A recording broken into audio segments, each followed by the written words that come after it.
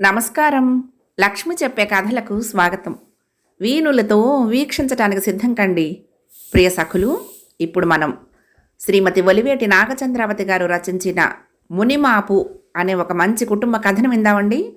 ఈ కథ 2020 సెప్టెంబర్లో ఈనాడు ఆదివారం పుస్తకంలో ప్రచురింపబడింది సఖులు. ఇక కథ మొదలు పెడుతున్నానండి. ఎలా ఉంది జీవితం? చిరుమందహాసం మొహం మీద తాండవిస్తూ ఉండగా అడిగాడు రామచంద్రం గారు, చేతిలోని గుణపం పక్కన పెడుతూ. బాగానే ఉంది, మీరు చెప్పినట్లు ప్రశాంతంగా, కాస్త ఆయాసపడుతూ అంది సీతమ్మ. రామచంద్రం గారు మొక్కలకు గొప్పులు తవ్వుతూ ఉంటే భర్తకు సాయంగా వాటికి కుదుళ్ళు సరిచేస్తూ ఉంది సీతమ్మ. మందహాసాన్ని చిరునవ్వుగా పొడిగిస్తూ వెళ్ళి ఐరన్ బెంచి మీద హాయిగా వెనక్కి వాలి కూర్చున్నారు రామచంద్రం గారు. పొన్న చెట్టు కింద వేసిన ఆ బెంచి అంటే ఆయనకు చాలా ఇష్టం. బాగానే ఉంది అని నువ్వు సాగదీయడంలోనే తెలుస్తోంది నీ సందిగ్ధం అన్నారు. అవును, మీరు చెప్పింది అమలు చేసింది సరైనదో పొరపాటో ఇప్పటికీ తేల్చుకోలేకపోతున్నాను. కాకపోతే నా ధర్మం మీ వెంటే ఉండటం కనుక వచ్చేశాను అంతే అందావిడ. కల్లా కపటం లేదు సీతమ్మకి, ఉన్నది ఉన్నట్టు చెప్పేస్తుంది నిట్టూర్చారు రామచంద్రం గారు. చేతులు బకెట్లో ముంచి కడుక్కొని నిర్లిప్తంగా ఇంట్లోకి వెళ్తున్న సీతమ్మను చూస్తూ, తొందరపడ్డానా అనుకున్నారు రామచంద్రం గారు సాలోచనగా భృకుటి ముడిచి. రామచంద్రం గారు ఉద్యోగ విరమణ చేసే వేళకు కొడుకులిద్దరూ ఉన్నత ఉద్యోగాల్లో ఉన్నారు. రిటైర్ అయ్యారు కదా, ఇక మా దగ్గరికి వచ్చేయండి నాన్న అన్నారు అభిమానంగా. పెద్ద దిక్కుగా ఉంటారు, రండి అత్తయ్య అన్నారు కోడళ్ళు కూడా. దంపతులిద్దరూ చాలా సంతోషించారు. వాళ్ళు కోరుకున్నది అదే. తమ ఉద్యోగరీత్యా కొడుకుల పై చదువుల వల్ల తాము పిల్లలు వాళ్ళ చిన్నతనంలో తప్ప కలిసి ఉండటం పడనే లేదు. ఇప్పుడు ఆ బాదరబందీలు బాధ్యతలు తీరిపోయాయి. గడియారంతో పాటు పరిగెత్తే అవసరం లేదిక. కోడళ్ళు వండి పెడుతూ ఉంటే మనుమలు మనవరాళ్లతో ఆడుకుంటూ, కొడుకులతో ముచ్చట్లాడుకుంటూ, మఠానికో ఆలయానికో వెళ్ళి ప్రవచనాలు వింటూ ఆరాంగా కాలక్షేపం చేయవచ్చుననుకుంటూ సంతోషంగా ఆమోదించింది సీతమ్మ. సరే, ఇది ఇంకో మజిలీ వస్తామన్నారు రామచంద్రం గారు. పెద్దవాడు చైతన్య ఇంజనీరు, కోడలు కౌముది కూడా సాఫ్ట్వేరే. వాళ్ళిద్దరూ వాళ్ళకిద్దరూ ముచ్చటైన ఫ్యామిలీ. వెళ్ళిన మొదటి రోజే డైనింగ్ టేబుల్ దగ్గర చైతన్య, అమ్మయ్య, ఇవాల్టితో నీ చప్పిడి వంటలకి చద్ది కూరలకి గుడ్ బై. రేపటి నుంచి మా అమ్మ చేతి అమృతం తినొచ్చు కొంటెగా భార్య వైపు చూస్తూ అన్నాడు. మీరేమిటి మేమును? భర్త వేళాకోళం పట్టించుకోకుండా ఆమోదించింది కౌముది. వచ్చి రాగానే ఛార్జీ అప్పగింతలా తెల్లమొహం వేసి భర్త వంక చూసింది సీతమ్మ. సంభాళించుకో అన్నట్టు తల పంకించారు రామచంద్రం. ఆ తర్వాత చాటుగా భార్యకు నచ్చజెప్పారు. నీకు మాత్రం విసుగెత్తదు, పాపం ఉద్యోగం చేసుకునే అమ్మాయి. కాస్త సాయం చేస్తే నిన్ను నెత్తిన పెట్టుకుంటుంది. ఆ మాత్రపు వంట నీకు కొత్త కాదుగా. ఆ తర్వాత అంతా ఖాళీయే, ఏం చేసుకున్నా నీ ఇష్టం అని అయిష్టంగానే తలూపింది సీతమ్మ. మర్నాడు అత్తగారికి షెడ్యూల్ చెప్పేసింది కౌముది. ఇప్పటిదాకా బ్రేక్ఫాస్ట్ బ్రెడ్ బటర్ ఉన్నట. మీకోసం ఎలాగో టిఫిన్ చేస్తారుగా, అదే మాకు పెట్టేయండి పర్వాలేదు అంది ఉదారంగా. 9 పిల్లలకు కాలేజీ, ఆ వేళటికి బాక్సులు సర్దాలి. 12 తమిద్దరికి క్యారియరు. మీరేం కంగారు పడకండి అత్తయ్య, మేము వెళ్ళేటప్పుడు క్యారియర్ అందించడం మీకు కష్టం అవుతుందని క్యారియర్ తీసుకురావడానికి ఒక కుర్రాడిని మాట్లాడారు. 12 వస్తాడు అతను. ఇక సాయంత్రం అందరికీ టీ స్నాక్స్ మీకు తెలిసిందే కదా. రాత్రి వంటకి నేను కూడా సాయం చేస్తాలేండి అని లిస్ట్ అంతా చెప్పేసి, మీకు చెయ్యాలనిపిస్తేనే సుమండి, బలవంతం లేదు, నాకు అలవాటే. చివర్లో ముక్తాయింపు. పర్వాలేదమ్మా, చెయ్యగలను అని పైకని, చెయ్యక చస్తానా అనుకుంది లోపల సీతమ్మ. రాత్రి వంటకు సాయం చేస్తానని చెప్పిందే కానీ వారంలో 4 రోజులు ఆలస్యంగా వస్తానని ఆఫీస్ నుంచి ఫోన్ చేసేది కౌముది. పిల్లల భోజనాలకు ఆలస్యం అవుతుందని రాత్రి వంట పని కూడా తన మీదే వేసుకుంది సీతమ్మ. 10 రోజులు గడిచాయి. ఇంటికి పాతపడ్డారు. చైతన్య దగ్గరలో ఉన్న ఇస్కాన్ టెంపుల్కి, గణపతి దేవాలయానికి అమ్మా నాన్నల్ని తీసుకెళ్లి చూపించాడు. మనకి దగ్గరలో ఉన్న గుళ్ళు ఇవే, రోజు ఏవో కార్యక్రమాలు జరుగుతూనే ఉంటాయి, సాయంత్రం మీరిక్కడికి వచ్చి కాలక్షేపం చేయొచ్చును అని చెప్పాడు. ఇద్దరూ చాలా ఆనందపడిపోయారు. 2 రోజులు అలా వెళ్ళొచ్చారు కూడా. 3వ రోజు ఆఫీస్కి వెళ్తూ, రోజు బిస్కెట్లు కారపూసేనా అని పిల్లలు గొడవ చేస్తున్నారు అత్తయ్య, కాస్త వేడిగా వాళ్ళకి ఏదైనా చేసి పెట్టి వెళ్తూ ఉండండి. సాయంత్రం అలసిపోయి వచ్చి టీ పెట్టుకోవాలంటే కూడా నీరసంగా ఉంటుంది. మీకు వీలైతే మాకు టీ, వాళ్ళకి పాలు ఫ్లాస్కులో పోసుంచండి ప్లీజ్ అని చెప్పింది కౌముది. వినే వాళ్లకు సౌమ్యంగానే అనిపించినా సీతమ్మకు అధికారికంగానో నిష్ఠూరంగానో వినిపించి కంగు తిన్నది. సాయంత్రాలు టిఫిన్లు, రాత్రి వంట. ఈ మధ్యలో మిగిలే టైం ఎంతని? ఆ రోజు నుంచి భర్తతో పాటు గుడికి వెళ్ళటం మానేసింది సీతమ్మ. నాకు పని అవ్వలేదు, మీరు వెళ్ళి రండి అంది ఉదాసీనంగా. రామచంద్రం గారికి అర్థమైంది. కిందటి రోజు హాల్లో సోఫాలో కూర్చున్న టీవీ చూడటం కంటే ఈజీ చైర్లో వాలి చూడటమే సౌకర్యంగా ఉంటుందనిపించి తాము తెచ్చిన సామాన్లతో పాటు స్టోర్ రూమ్లో పడేసిన తమ పాత పడక కుర్చీ తెచ్చుకుని హాల్లో వేసుకున్నారు. తన మనవడు సార్వభౌమ కాలేజీకి వెళ్తూ, ఈ కాస్ట్లీ సోఫా సెట్ పక్కన ఆ పాత చెక్క కుర్చీ ఏమిటి దిష్టిబొమ్మలా అంటున్నాడు మొహం చిట్లించి. ఉష్ ఉష్ అంటోంది కౌముది. తాతగారిదా, సారీ సారీ అంటూ వెళ్ళిపోయాడు వాడు. ఆ సారీ అనటంలో పశ్చాత్తాపం వినపడలేదు రామచంద్రం గారికి. కామ్గా పడక కుర్చీ తీసుకువెళ్ళి స్టోర్ రూమ్లో పడేసి వచ్చారు. అలాంటి అనుభవమే భార్యకి కలిగి ఉండొచ్చును అనుకుంటూ నిట్టూర్చారు. వచ్చిన కొత్తల్లో తెలుగు పేపర్ తెప్పించు చైతూ, అది నాకు అలవాటు అన్నారు చైతన్యతో. 2 పేపర్లా వేస్ట్ కదా నాన్న, అయినా ఇంగ్లీషు రాని వాళ్ళలా తెలుగు పేపర్ ఏంటి అన్నాడు వేళాకోళంగా. ఆ సంగతి మళ్ళీ ఎత్తలేదు. ఇంకా ఇలాంటివే చిన్న చిన్న సంఘటనలు వద్దనుకున్న మనసును బాధపెట్టకుండా ఉండలేనివి. మెల్లమెల్లగా సాయంత్రాలు తరచూ బయటకు వెళ్ళటం ప్రారంభించారు. ఫ్రెండ్ ఇంట్లో ఫంక్షను, మేము వెళ్తే మీరు ఉండగలరా నాన్న అడిగాడు చైతన్య మొదటిసారి. ఆహా అన్నారు రామచంద్రం గారు. కొన్నిసార్లు పిల్లల్ని తీసుకువెళ్ళేవారు. కొన్ని పార్టీలకు భార్యాభర్తలిద్దరే వెళ్ళేవారు. నలుగురు వెళ్ళిపోయినప్పుడు అంత ఇంట్లో బిక్కుబిక్కుమనిపించేది. అది ఓ పెద్ద గేటెడ్ కమ్యూనిటీ. 6th ఫ్లోర్ వీళ్ళది. కాలగూర గంపల మన రాష్ట్రం తప్ప అన్ని రాష్ట్రాల వాళ్ళు కాపురం ఉన్నారు. ఎవరి దారి వాళ్ళది. ఏదో ఒక టైంలో తప్ప మనిషి మొహం కనిపించటమే అరుదు. ఇక పొద్దుగూకితే కారిడార్లో వేసే లైట్ల వెలుతురు తప్ప మిగతా అంతా జీబురమంటూ ఉంటుంది. వెళ్ళిన వాళ్ళు ఎప్పుడు వస్తారా అని నిమిషాలు లెక్క పెట్టుకునేవాళ్ళు. పిల్లల్ని ఇంట్లో వదిలేసినప్పుడు వాళ్ళు చేసే అల్లరికి అంతుండేది కాదు. ఫ్రెండ్స్ని పిలిచేవాళ్ళు. ఇక వాళ్ళంతా కలిసి మ్యూజిక్ స్టెప్పులు, పెద్ద పెద్దగా నవ్వులు, మధ్య మధ్య ఎనర్జీ కోసం నాని మాకవి వేయించి పెట్టు, లేదా ఫలానా ఐటెం చేసి పెట్టవు అంటూ అర్థిస్తున్నట్టే ఆర్డర్లు. ఒక్కో రోజు డిన్నర్ కూడా. హైరాణ పడేది సీతమ్మ. పని పూర్తయితే కాస్త నడు వాల్చాలని ఎదురు చూసేది. స్టీరియో మోతకు తలనొప్పి వస్తున్నా చెవుల్లో దూది పెట్టుకుని కూర్చుని కూడా. సందడిగా ఉంది కదూ అనేవారు రామచంద్రం గారు చిరునవ్వుతో. ఆ దూది తీసి వినండి, అది సందడో గోల తెలుస్తుంది విసుక్కునేది సీతమ్మ. ఏరుకి వరదొచ్చినప్పుడే ఉరవళ్ళు పరవళ్ళు. ఆ వయసుకి ఆ ఉత్సాహం తుళ్ళింతలు సహజం, అదే అందం అన్నారాయన. మరి ఆ వయసుకు మనము అలాగే ఉన్నామా? మొహం చిట్లిస్తూ రెట్టిస్తూ అడిగింది సీతమ్మ. ఆ రోజులు వేరు. కాలానుగుణంగా మనం మారలేకపోయినా కనీసం అర్థం చేసుకుని సహించుకోగలగాలి. మీరెప్పుడు నాకే చెప్తారులేండి ధర్మపన్నాలు. మొహం ముడిచింది సీతమ్మ. ఆ రోజు ఎందుకో లేచిన దగ్గర నుంచి కాగే నూనెలో వేసిన ఆవగింజల్లాగా చిటపటలాడుతోంది కౌముది. తడి టవలు మంచం మీద పడేసినందుకు పిల్లల్ని తిట్టింది. పిలిచిన వెంటనే పలకనందుకు మొగుడి మీద దుమదుమలాడింది. కర్మకాలి సరిగ్గా అప్పుడే అత్తగారు మిక్సీ కోసం బోర్డు మీద ఉన్న స్విచ్ నొక్కబోయి పొరపాటున ఆ పక్కనే ఉన్న కుక్కర్ స్విచ్ నొక్కేసింది. గయ్యమంది కౌముది.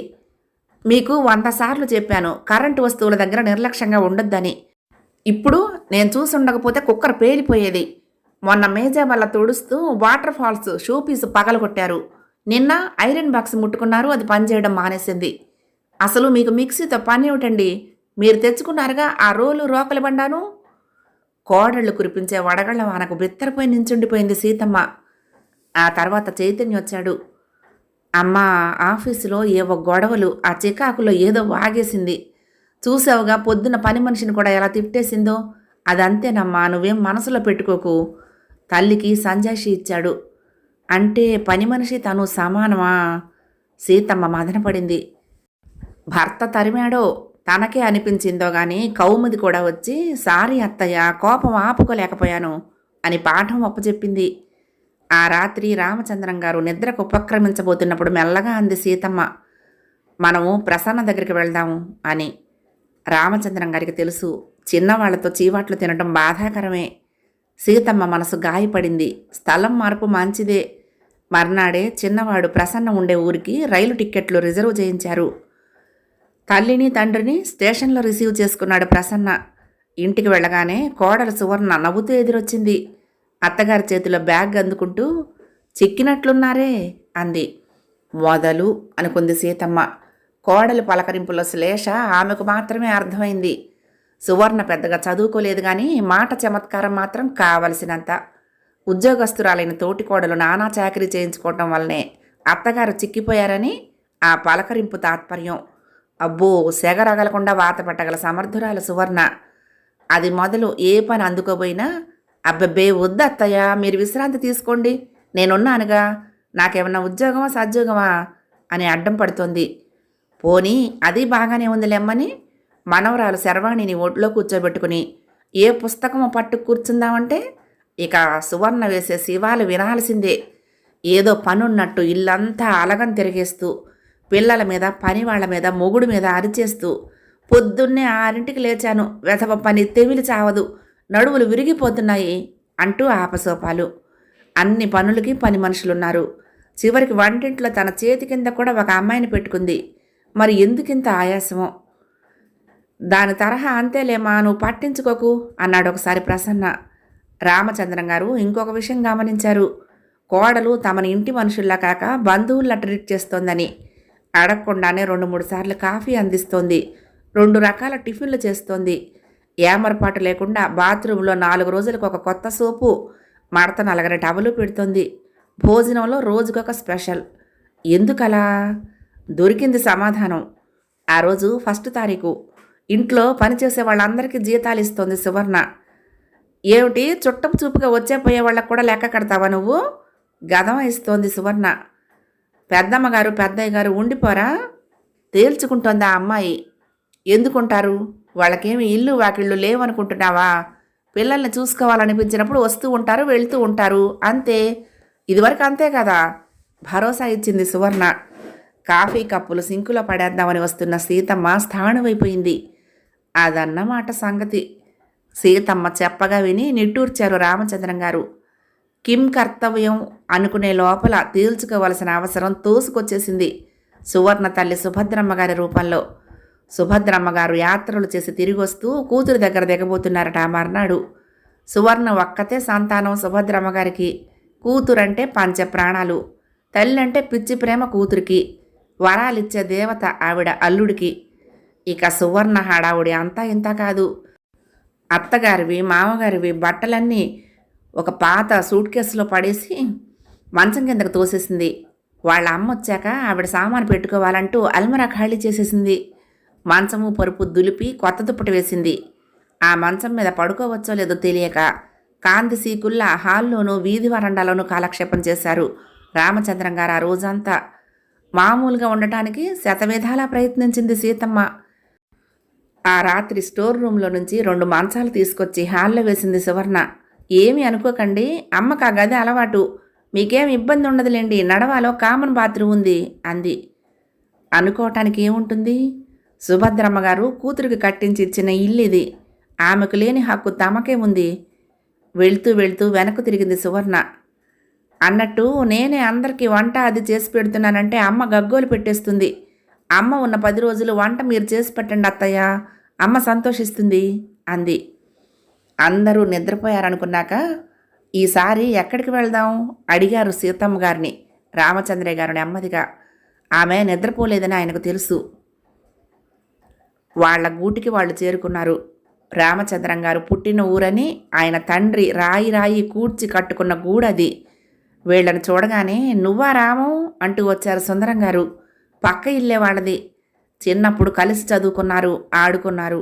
రామం అన్న స్నేహితుడి పిలుపుతో 10 ఏళ్ల వయసు తగ్గినట్లు అనిపించి పులకించిపోయారు రామచంద్రం గారు. 10 నిమిషాలు మాట్లాడి వెళ్తూ, ఏం అవసరం పడినా ఒక్క కేక ఈ నిమిషంలో నీ ముందుంటా అని చెప్పి వెళ్ళారు సుందరం గారు. చెప్పటమే కాక వాళ్ళ పని మనిషిని ఇల్లు శుభ్రం చేయమని పంపించారు కూడా. 10 రోజుల్లో పూర్తిగా స్థిరపడ్డారు. ఇంట్లో చిన్న చిన్న రిపేర్లుంటే చేయించారు. వీధి వైపు పూల మొక్కలు, పెరటి వైపు కూరపాదులు ఓపిగ్గా వేశారు. అప్పటికే చక్కగా ఎదిగి ఉన్న పొన్న చెట్టు కింద ఇష్టంగా బెంచి వేయించుకున్నారు. ఇప్పుడు ఆయన దినచర్య నీరసంగా, లేచి చేసేదేముందిలే అన్నట్లు బద్ధకంగా మొదలవటం లేదు. పొద్దున్నే సుందరం గారితో కలిసి వాకింగ్కి వెళ్ళిపోతారు. వస్తూనే కాఫీ తాగి మొక్కల్లోకి వెళ్తే ఎంత సమయం గడిచిందో తెలిసేది కాదు. సాయంత్రం సీతమ్మతో కలిసి కోవెల్లో పురాణ శ్రవణమో లేదా స్నేహితుడితో పార్కులో బాధ కానీ రోజు మొత్తం హాయిగా గడిచిపోతుంది రామచంద్రం గారికి, సీతమ్మకు. ఇబ్బందులేమీ లేవు. పనికి తొందర పెట్టేవాళ్ళు లేరు. ఏ తప్పు దొర్లుతుందో, ఏ చెయ్యి జారుతుందో అన్న బెదురు లేదు. ఈ చోటు నీది కాదు అని జ్ఞాపకం చేసేవాళ్ళు లేరు. స్వాతంత్ర్యం స్వర్గలోకం అన్నట్టుగానే ఉంది. కానీ ఏదో లోటు, ఏదో బాధ. ఆ వెలితి మూలంగానే ఎలా ఉంది జీవితం అని భర్త అడిగినప్పుడు సంతృప్తి అయిన సమాధానం చెప్పలేకపోయింది సీతమ్మ. నీకిక్కడ సౌకర్యంగా లేదా సీత? ఇడ్లీ మొక్క తుంచి నోట్లో పెట్టుకుంటూ మళ్ళీ అడిగారు రామచంద్రం గారు. ఎందుకు లేదు, ఇక్కడ ఏం తక్కువని అంది. మరి నీ మొహంలో ఎందుకు అంత ఉదాసీనత? కాసేపు మాటలు వెతుకుతున్నట్లుండిపోయింది సీతమ్మ. చెప్పు సీత, ఇక్కడ ఇద్దరం హాయిగానే ఉన్నాం కదా హెచ్చరించారు రామచంద్రం గారు. అవును, ఇద్దరం. అదే నా బాధ. ఏకాంతం కోరుకునే వయసా మనది. ఇప్పుడు బాగానే ఉన్నాం, కానీ ఎన్నాళ్ళు ఇలా ఉండగలం అంటారు? ఉండగలిగినన్నాళ్ళు అన్నారాయన. ఆ తర్వాత అది భగవంతుడికి వదిలేద్దాం సీత. నీకు తెలుసు, చివరికి చేరాల్సింది వాళ్ళ దగ్గరికే కదా అని పిల్లల ఇళ్లకే వెళ్ళాం. కానీ ఇమడలేకపోయాం. వాళ్ళని ఇబ్బంది పెట్టాం. ఇందుకు ఎవ్వరిని తప్పు ఎంచలేము. వాళ్ళ కోసమే బతికాం. అందుకని ఇప్పుడు వాళ్ళని మన కోసం బతకమంటాం న్యాయం కాదు. నాకు అప్పుడు అనిపించింది, వస్తుందో రాదో తెలియని చివరి రోజుల గడ్డు కాలాన్ని ఊహించుకుని బతుకులో చివరిగా మిగిలిన ఈ కాసన్ని రోజులు ఆందోళనలు కలతలు లేకుండా గడపలేమా అని. ఇక్కడికొచ్చాం. రాగానే అనిపించింది ఇదే మనకు తగిన చోటని. విరిగిన రెక్కలు అతుకుతున్నట్టు అనిపించింది సీత. ఇద్దరము ఉండగలమా లేదా అనే కదా నీ బెంగ. ఊళ్ళో మనకు తెలిసిన వాళ్ళందరినీ మనవాళ్లే అనుకుందాం. ఇరుగు పొరుగు వాళ్ళతో సఖ్యతగా ఉందాం. నీ నా అన్న భేదం లేకుండా అవసరపడిన వాళ్లకు సహాయపడదాం. మన మంచితనమే మనకు రక్ష. వాళ్లల్లో ఎవరో ఒకరు ఆపదలో ఆదుకోకపోరు. మన బిడ్డలైనా మరీ అంత కర్కోటకులు కారు. చివరిగా తులసి నీళ్లు పోయటానికైనా తప్పక వస్తారు. కనీసం వృద్ధాశ్రమంలోనైనా చేర్చి వెళ్తారు. నాకు ఆ నమ్మకం ఉంది. ఏమంటావు సీత అన్నారు. ఎండ వాన కలగలిసినట్లుగా కళ్ళ నిండా నీళ్లతో, మొహంలో చిరునవ్వుతో సరేనన్నట్లు తల ఊపింది సీతమ్మ. కథ సమాప్తం. ప్రియ సఖులు, ఈ కథ మీకు నచ్చితే తప్పకుండా లైక్ చేయండి, షేర్ చేయండి, కామెంట్ చేయండి, సబ్స్క్రైబ్ చేసుకుని నన్ను ఎంకరేజ్ చేయండి. ఉంటానండి. ప్రేమతో లక్ష్మి, కృష్ణా తీరం, దుర్గమ్మ సన్నిధానం. నమస్తే.